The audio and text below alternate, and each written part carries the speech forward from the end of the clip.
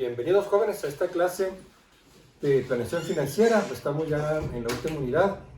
Es el material final de esta unidad y también pues del curso del semestre. Nos habíamos quedado pues en este tema. Estamos en costo de capital, financiamiento, estructura de capital. El tema que vamos a ver hoy es lo que viene ahí en sus apuntes como apalancamiento. En la clase pasada terminamos lo que era costo de capital, recordando que se refiere pues al costo del financiamiento de las empresas cuando obtienen recursos monetarios pues para financiar sus actividades, ya sea inversiones o los mismos costos de producción o gastos operativos. Este tema tiene una relación también con financiamiento y se le llama apalancamiento. En sus apuntes les puse ahí el concepto. El apalancamiento es el resultado del uso de activos o fondos de costo fijo para aumentar los rendimientos para los dueños de la empresa. Y se le da nombre de apalancamiento haciendo alusión cuando nosotros queremos levantar un peso usando una palanca. Si usamos una palanca vamos a requerir menos esfuerzos para levantar ese peso. Bueno, haciendo esa similitud en el aspecto financiero, cuando la empresa incurre en un costo fijo, que es normal, las empresas están teniendo costos fijos que no dependen del nivel de producción, sino son costos que permanecen constantes sin importar la actividad de la empresa. De tal manera que estos costos fijos le pueden permitir a la empresa pues tener un apalancamiento. Este apalancamiento se calcula pues a partir del estado de resultados. Les puse ahí en sus apuntes, en una tabla, cómo se divide el apalancamiento de acuerdo a los segmentos del estado de resultados. El apalancamiento operativo es la relación que hay entre las utilidades antes de impuestos e intereses, que le llaman EBIT por sus siglas en inglés, con relación al volumen de ventas. Entonces, esa relación que hay entre las ventas y las utilidades antes de impuestos e intereses, eso es lo que permite medir el apalancamiento operativo. Y el apalancamiento financiero es la relación que hay entre las utilidades operativas antes de impuestos e intereses y las utilidades por acción. Una vez que la empresa obtuvo la utilidad neta y hace el reparto de las utilidades o dividendos a los accionistas preferentes, queda lo que le llamamos utilidades para los accionistas comunes o accionistas ordinarios. Esa cantidad de dinero pues se divide entre el número de acciones que la empresa tiene entre los diferentes inversionistas y eso se le llama utilidad por acción. Entonces la relación que hay entre la utilidad por acción y el EBIT, eso le llaman apalancamiento financiero. Por lo tanto, el apalancamiento operativo va a mostrarnos el cambio porcentual que existe entre las ventas y las utilidades antes de impuestos e intereses. Y el apalancamiento financiero, ese nos va a mostrar la relación que hay entre las utilidades por acción y las utilidades operativas o las utilidades antes de impuestos e intereses, abreviados por las siglas en inglés EBIT. Bueno, para hacer el cálculo, les puse ahí en sus apuntes el ejemplo de dos empresas. Vamos a suponer que son dos empresas que compiten dentro del mismo mercado o la misma industria. Es decir, están ofreciendo un producto muy similar o casi igual, solamente que entre ellas hay diferencias con respecto a su estructura de costos. Por decirlo, si se tratara del mercado de empresas restauranteras de hamburguesas, pues este sería McDonald's, este sería Burger King, ¿no? Son empresas similares, abarcan el mismo mercado, más o menos el producto es muy similar, los precios también.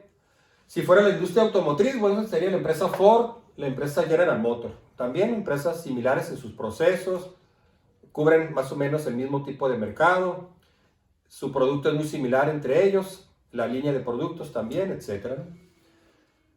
Entonces vamos a ver las diferencias en las estructuras de costos y cómo se calcula el apalancamiento operativo.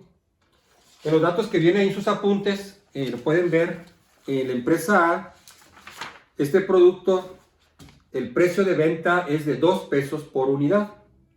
Mientras que en la empresa B, ese producto tiene igual 2 pesos por unidad. Entonces vamos a partir del supuesto que estas empresas están en el mismo mercado, o sea, en la misma industria, ofrecen el mismo producto y al mismo precio. La diferencia va a estar en la estructura de costos. Para la empresa A, el costo fijo es de 20,000 pesos, mientras que para B es de 60,000 pesos.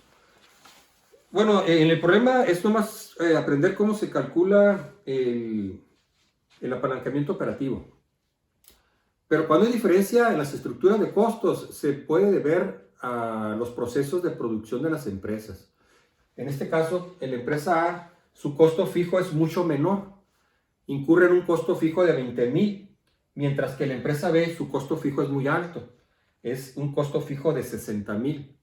Podríamos decir, si se tratara de empresas manufactureras, por ejemplo, el mercado de automóviles, de industria automotriz, que la empresa A tiene muy poca maquinaria. Gran parte de su proceso de producción interviene la fuerza de mano de obra intensiva, mientras que la empresa B es una empresa casi totalmente automatizada, de tal manera que utiliza muy poca mano de obra intensiva, muy poca mano de obra, y hace más uso de maquinaria automatizada. Esa inversión en maquinaria automatizada pues se refleja en un mayor costo fijo. Entre más la producción se asemeja a un proceso con más mano de obra, casi artesanal, el costo fijo tiende a ser muy bajo. Otro ejemplo sería un centro de lavado de automóviles. Si el negocio va a lavar los automóviles únicamente con mano de obra, es decir, el lavado va a ser totalmente a mano, pues no requiere maquinaria ni equipos.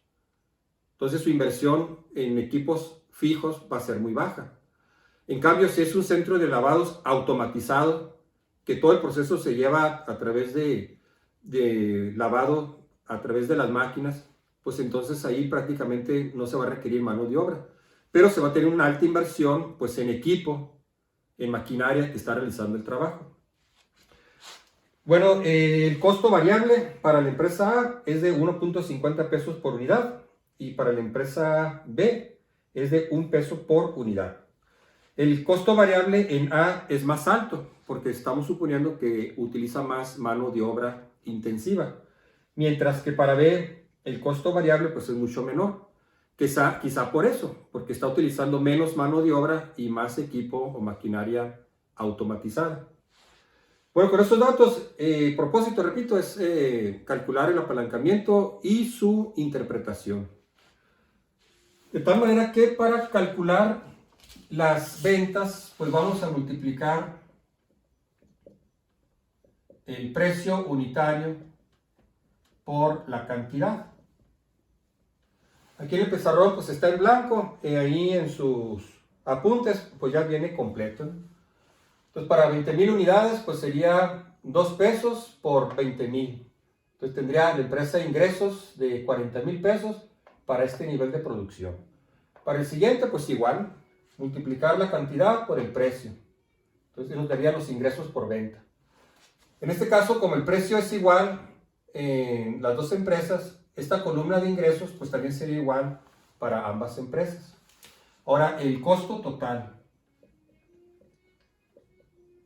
sería el costo fijo más el costo variable por la cantidad. El costo fijo, que lo abrevio CF, en el caso de la empresa A, sería 20,000 pesos. Es el dato que nos da el problema. El costo variable, 1.50 pesos por unidad. Esto lo vamos a multiplicar por la cantidad. Yo aquí lo voy a simbolizar con la letra Q. Entonces el costo variable, CV, 1.50 por la cantidad Q, que sería pues esto que está aquí. Así que el costo total para 20,000 unidades pues sería 20,000 pesos más 1.50 pesos por 20,000 unidades. Eso nos daría el costo total. Entonces, así que calculamos cada uno. Para 200,000 unidades, pues sería el costo fijo 20,000 más 1.50 por 200,000 y nos da el costo total. Aquí también, para la empresa B, pues se calcula igual, nomás que pues para la empresa B, aquí serían 60,000 pesos de costo fijo y costo variable 1 peso por unidad. Para obtener la utilidad antes de impuestos e intereses, pues sería la diferencia entre las ventas y los costos. Entonces la utilidad antes de impuestos e intereses, EBIT, serían las ventas menos los costos totales. Entonces sacamos la diferencia entre estas dos columnas y nos da la utilidad. Entonces ahí vienen sus apuntes. Yo aquí pues me ahorré tiempo, ya no lo escribí. Si vemos para la empresa A en 40,000 unidades, entonces serían el costo fijo, que era 20,000, más 1.50 por 40,000, que serían 80,000. Entonces para este nivel, la empresa tiene una utilidad de 0. Eso le llaman punto de equilibrio. Es donde los ingresos por venta igualan los costos totales. Entonces, en ese punto donde las ventas es igual a los costos totales, voy a poner aquí, el EBIT pues es 0. Y le llaman así punto de equilibrio. La empresa ni pierde ni gana.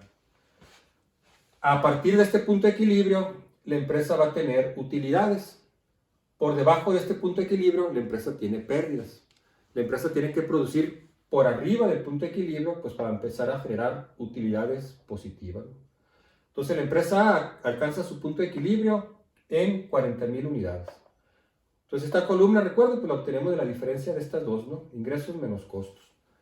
La empresa B alcanza su punto de equilibrio en 60,000 unidades.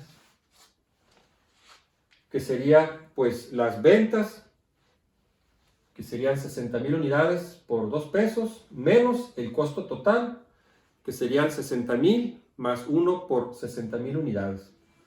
Entonces, en 60,000 unidades se tienen 120,000 de ingresos y 120,000 de costos. Por lo tanto, aquí se alcanza el punto de equilibrio. La empresa A alcanza el punto de equilibrio más rápido, en 40,000 unidades. Mientras que la empresa B alcanza el punto de equilibrio hasta 60,000 unidades. En 60,000 unidades, la empresa A ya genera utilidades. La empresa B apenas alcanzó su punto de equilibrio. Es a partir de 60,000 unidades que la empresa va a empezar a generar utilidades. Si la empresa A produce 40,000 unidades, tiene una utilidad de 0 con 40,000 unidades. Mientras que la empresa B con 40,000 unidades tiene pérdidas. Volvemos a lo que mencioné al principio.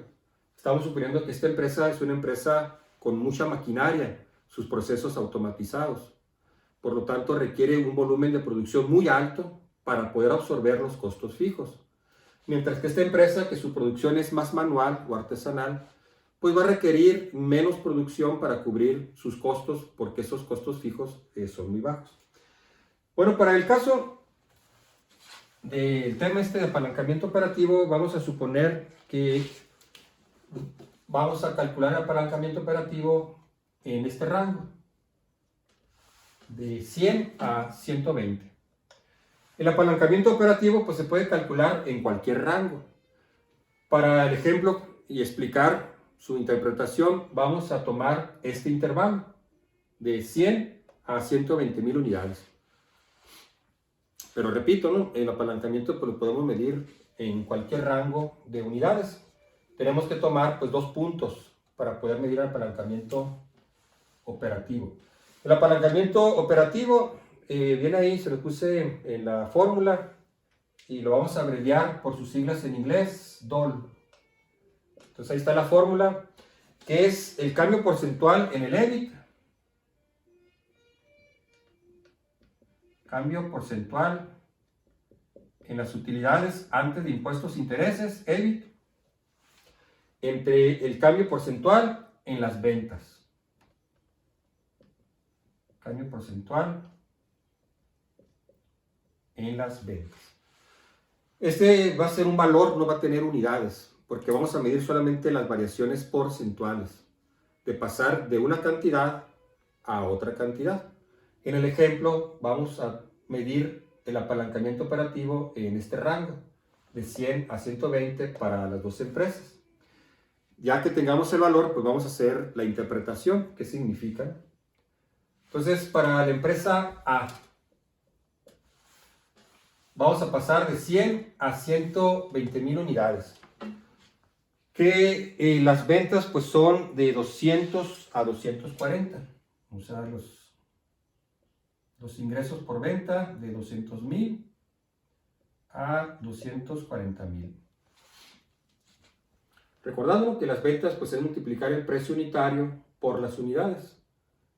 La empresa A vende su producto a 2 pesos por unidad, 2 por 100, 200,000, 2 por 120, 240,000. Entonces este fue el incremento en los ingresos al pasar de una producción de 100,000 a 120,000. Ahora el EBIT, ya quitándole a estos ingresos los costos incurridos, el EBIT de 100,000 son 30,000. Esta es una utilidad antes de impuestos e intereses, y para 120,000, 40,000. Los costos pues son los que vienen ahí en sus apuntes. Los costos incurridos para una producción de 100,000 unidades es de 170,000. Y para 120,000 unidades el costo total es 200,000. Entonces ya restando las ventas menos los costos, esto nos da la utilidad. Bueno, vamos a aplicar esta fórmula para la empresa A en este intervalo. Entonces, incremento porcentual en el EBIT al pasar de 200 a 240,000. Ahí también les puse pues la forma de sacar la variación porcentual, que sería la cantidad final menos la inicial entre la inicial. O sea, 240 menos 200 entre 200. Y eso nos daría una variación porcentual de 0.33. En por ciento, pues lo multiplicamos por 100.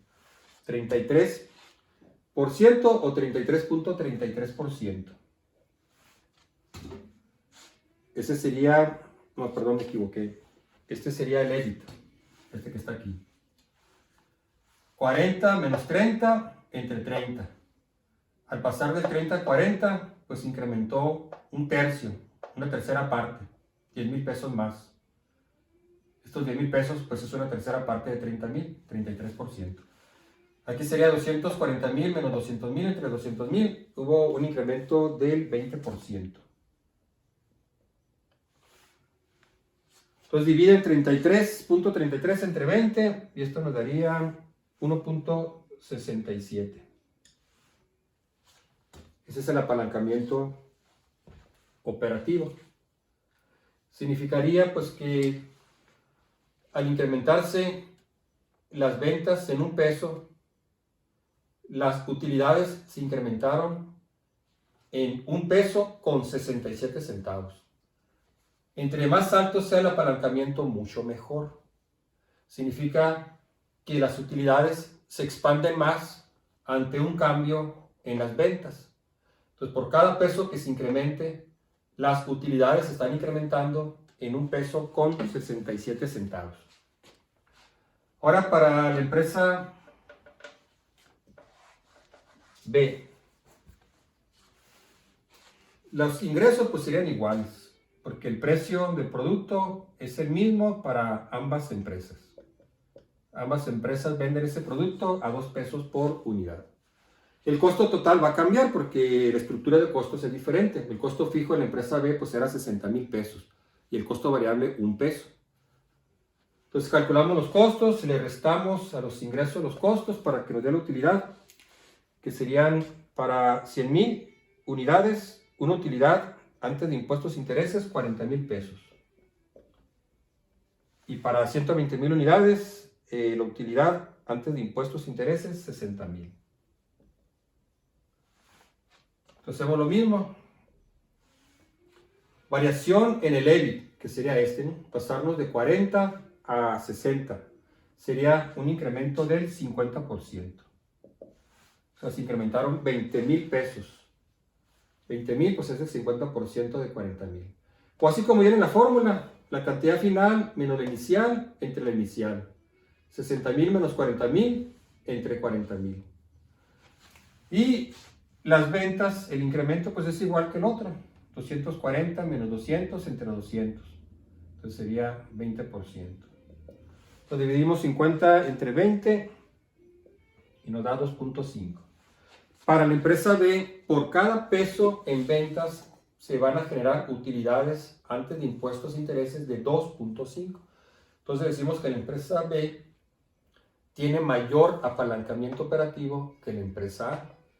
Que en un momento dado esa empresa podría jugar con su precio, que podría bajar el precio y aún tener más utilidades que la empresa B.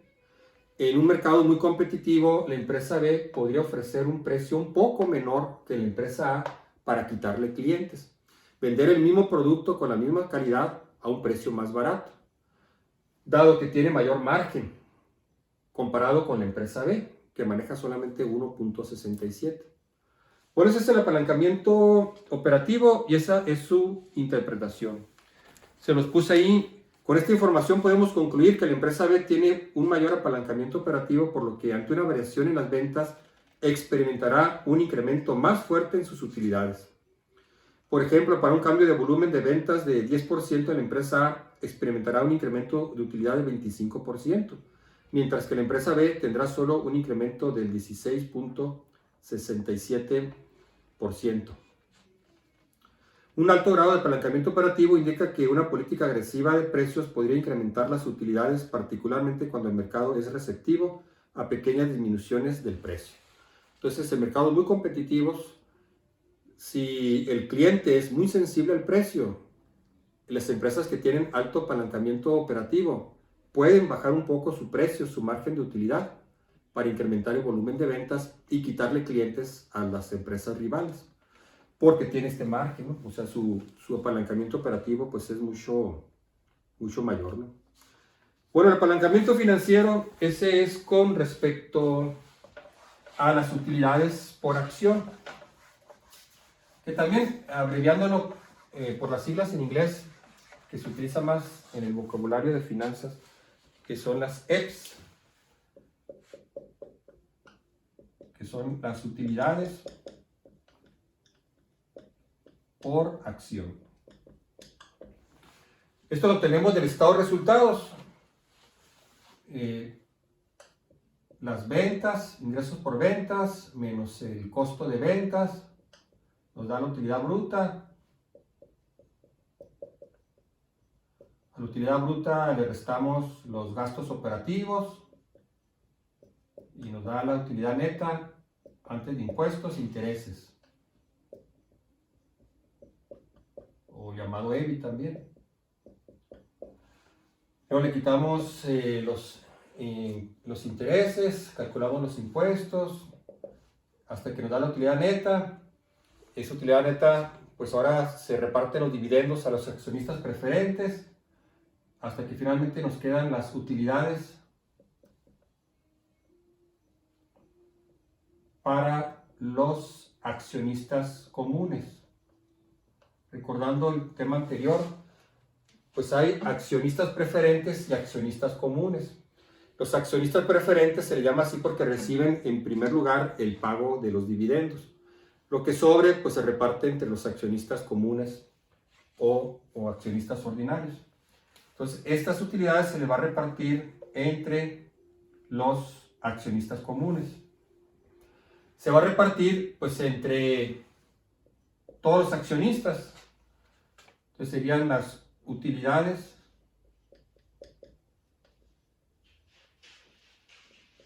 para los accionistas comunes entre el número de acciones. Obviamente el accionista que tenga más acciones pues va a recibir mayor cantidad de dinero. Pero estas serían utilidades por acción. Vamos a suponer, para simplificar y solamente hacer el cálculo, que una empresa tuvo, por decir, 1 millón de pesos para dividendos.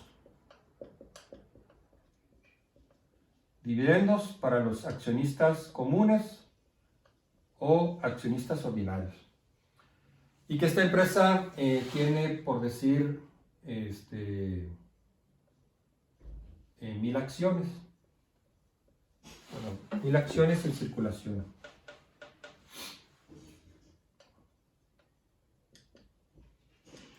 Que están en manos de los accionistas. Lo que mencionaba, quizá algunos accionistas pues tienen 10, otro tiene 100, otro tiene 20, otro tiene 150. El que tiene más pues se le llama el accionista principal o accionista mayoritario. Vamos a ponerlo así muy simplificado. Quedaron por repartir en ese ejercicio contable al final del año un total de 1 millón para los accionistas comunes. Hay un total de 1000 acciones. Entonces vamos a dividirlo, el millón entre los 1000. Utilidades por acción.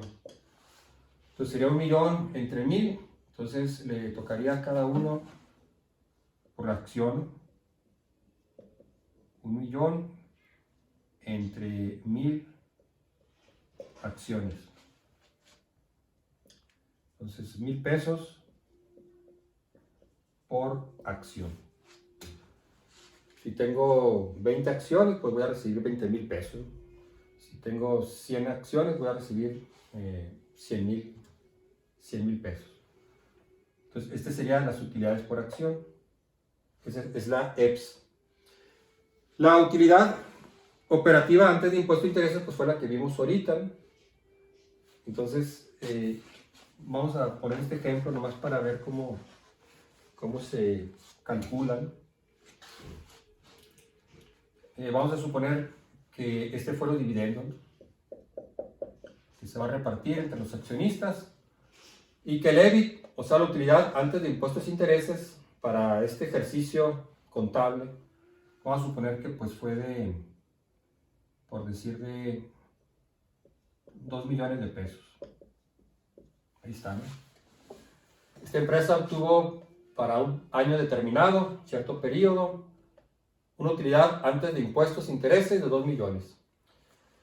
Restándole a esta utilidad, pues el pago de intereses por financiamiento, el pago de impuestos que se pagan al gobierno, restándole los dividendos que se le pagan a los accionistas preferentes, a la empresa se le quedó por repartir 1 millón de pesos entre las 1000 acciones que tiene la empresa.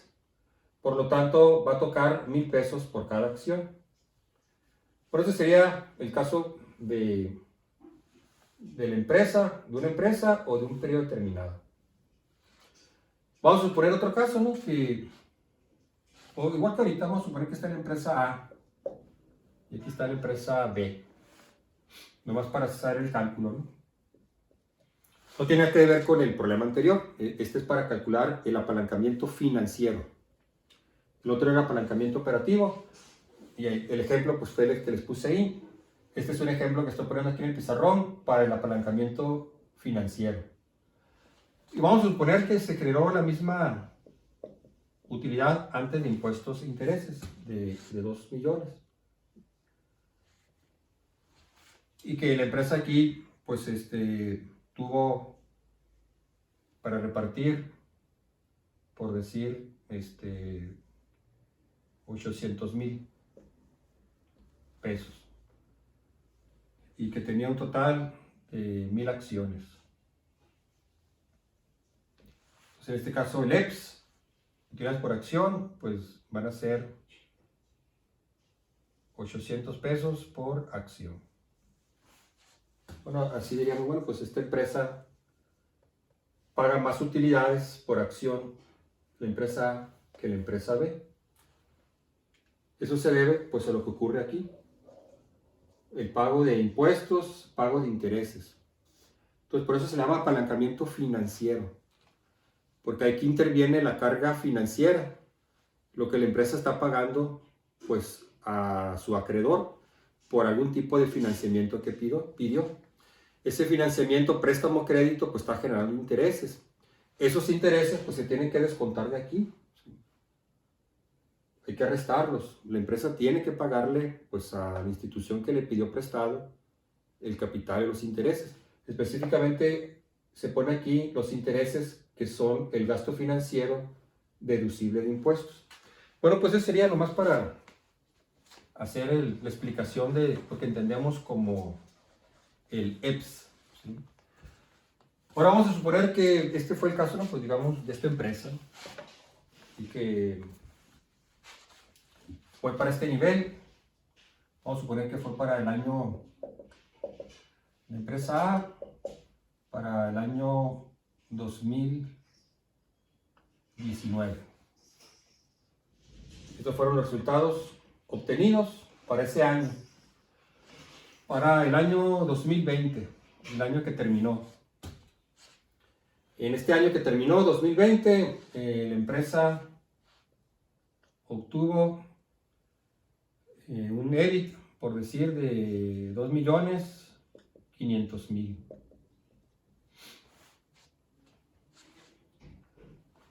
Tuvo mayor utilidad antes de impuestos e intereses. Pasó de 2 millones a 2.500.000. Y los dividendos por repartir, pues incrementaron a 1.500. Bueno, a 1.500.000. Siguen siendo las mismas 1.000 acciones. O sea, no se emitieron más acciones, siguen siendo 1.000 acciones en circulación. Entonces ahora sería el EPS, 1.500 pesos por acción. Con esto vamos a calcular el apalancamiento operativo de un periodo a otro periodo, del año 2019 al año 2020. Entonces se incrementó la utilidad antes de impuestos e intereses, los dividendos, el número de acciones supusimos que se mantuvo constante, no se emitieron nuevas acciones. Entonces calculamos el EPS. Entonces la fórmula que viene ahí, apalancamiento financiero, que en este caso se abrevia por sus siglas en inglés DFL. DFL, apalancamiento financiero. Y es lo que les puse ahí en los apuntes. Dice, el apalancamiento financiero da como resultado la presencia de costos financieros. Son los que vienen aquí. Después del EBIT, la utilidad antes de impuestos e intereses, le restamos los intereses que la empresa está pagando por algún préstamo, un crédito. Ese interés pues es un interés fijo, es un costo fijo. El grado de apalancamiento financiero es la medida numérica del apalancamiento financiero de la empresa. Calcularlo es casi igual a calcular el grado de apalancamiento operativo. Entonces es muy similar, nomás que en este caso pues tomamos el EPS. Entonces cambio en el EPS, cambio porcentual en el EPS, que sería este.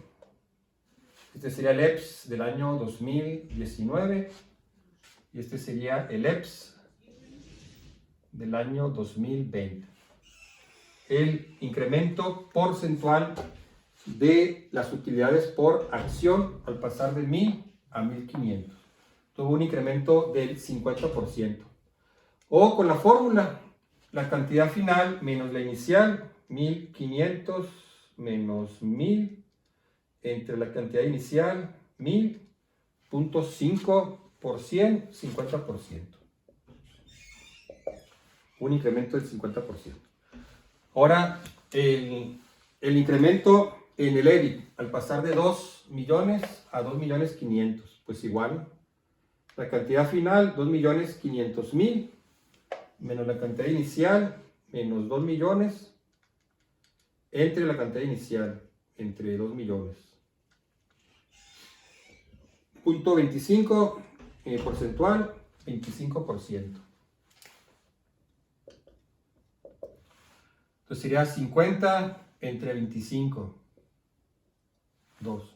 Entonces diríamos que tiene un apalancamiento financiero de 2.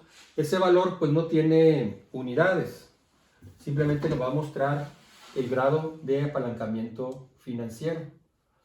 De tal manera que al incrementar las utilidades en un 25%, se va a reflejar en un incremento del 50% en las utilidades por acción. Entonces, eso obviamente beneficia a los inversionistas. Una empresa con un alto grado de apalancamiento financiero va a representar que un pequeño cambio en las utilidades genera un fuerte impacto en las utilidades por acción, que son los dividendos que se van a pagar a cada acción en el mercado. Entonces, repito, solo incrementar el 25% aquí en el EBIT nos incrementó las utilidades por acción en un 50%, o sea, el doble. Bueno, pues sería todo lo de apalancamiento.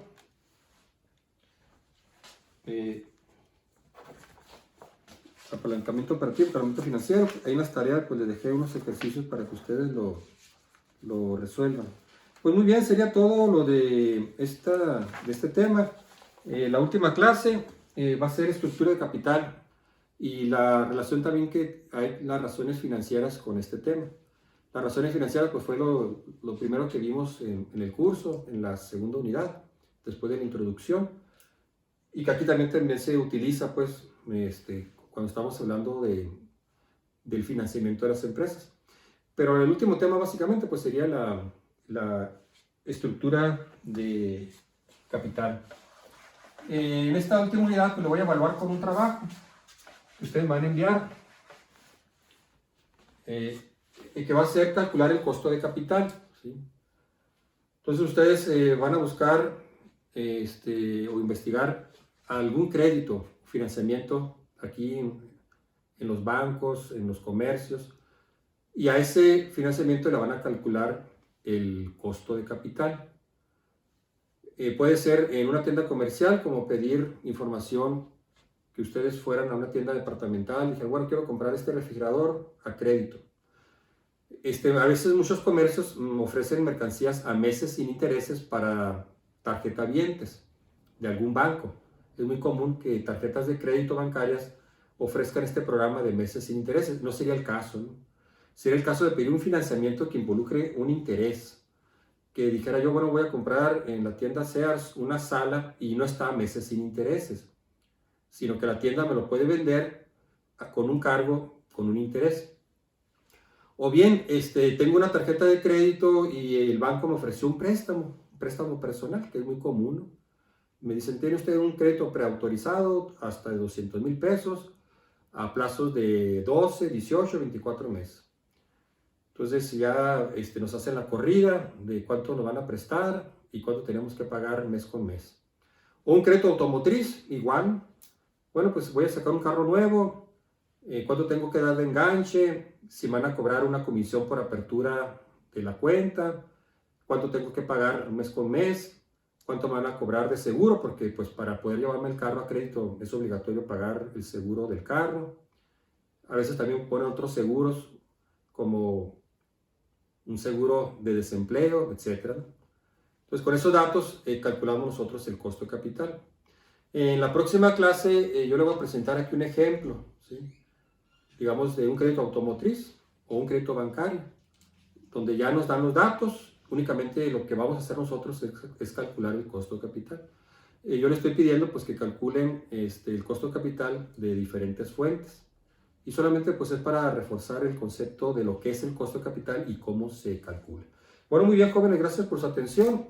Ya nos quedaría solamente una clase y que ustedes trabajen pues en hacer una investigación de créditos, financiamiento para calcular el costo de capital.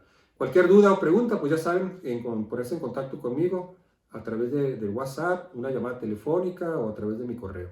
Muchas gracias y nos vemos en la próxima videoclase.